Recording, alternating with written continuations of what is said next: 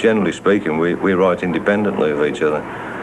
And then we take it into the studio and everybody sort of throws their two penneth in, as we call it in Birmingham, you know, and make suggestions on arrangements and sounds. The final authority is the songwriter, even over and above the producer. And everybody chips in and piles in and tries to do what they want, but the final authority is the songwriter. And if the songwriter turns around and doesn't like one of your ideas, you've really got to bite the bullet and get on with what he wants you to do, which is, that's when you have to bring in the discipline, because you know when it's your turn that nobody's going to mess you around. We have great help from technology, but if we didn't, if we were not able, if we hadn't worked at mastering that technology, we wouldn't be able to use it to its full extent. And we don't use it to its full extent still. It's like our brain. I mean, you know, the human brain, we're only using like 10, 15% or 7% or whatever of it, of the capacity of the brain and the mind. And I think the technology is the same. It's the human mind which sets the limits to the technology. Long time no see, short time for you and me. So fine, so good, we're on the road like you knew we would.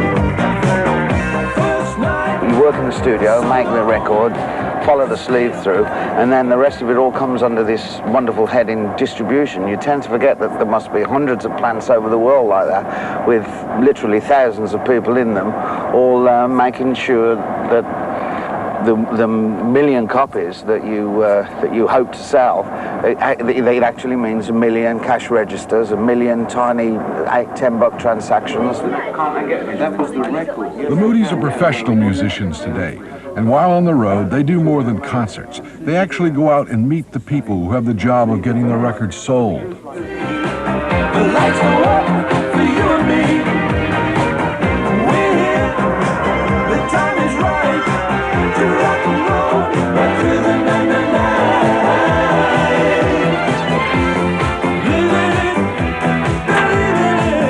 it, wanting it. I love coming to America. I mean, the first tour we did was in 1968. It was a long tour, about 12 weeks, and we had a fantastic time. Met a lot of friends. A lot of those people are still with us now. We see the faces in the audience. They brought their children. There's young people in there.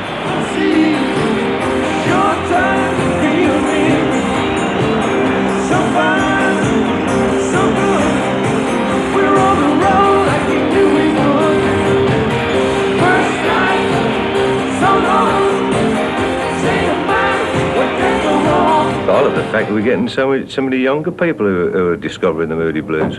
I mean, we must have, well, we've got 3 generations out there tonight. I had some woman with a son and a grandson. She threw me flowers tonight and a little note. You know, she's sitting there with her son and the kids, which I think is great. And they're all bopping away and having a ball. The audience wants you to do it for them. They want you to deliver the goods. And that's a great thing to know, you know, that they're on your side and go on, sing our favourite songs, you know, and it's great, yeah.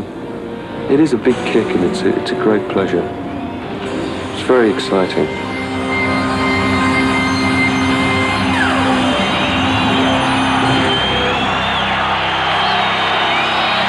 We want to be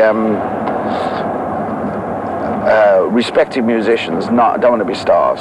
That takes too much out of you. People sort of pay their money for an album and they get your music and that's what they deserve, and they deserve you playing live to them. But if you get too big, they also want a piece of your soul, and I ain't got enough of that to go around. It's the identification from the public about the artist, and for 2 hours of their lives, they go and see their favorite group and they forget about all their problems. And I tell you, for us, it's also the same. To be able to go on that stage and to work, for us, obviously it's play. The epitome of obviously my work is when I'm not thinking about work. I play, you know, and I feel free, and then I make the people feel free as well and forget, you know. I think it's really important that you've got to feel as though you want to get on there. And one of the things of getting on is that nerves, that tension. that causes the adrenaline to get going, get flowing, and the energy just comes from that.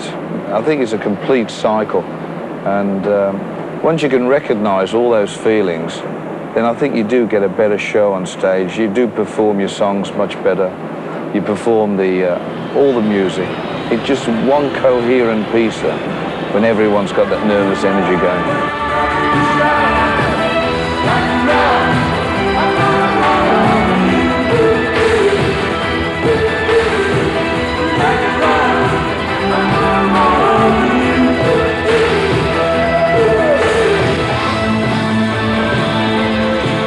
We'd still play it if nobody liked it anyway. I mean, we decided that years ago.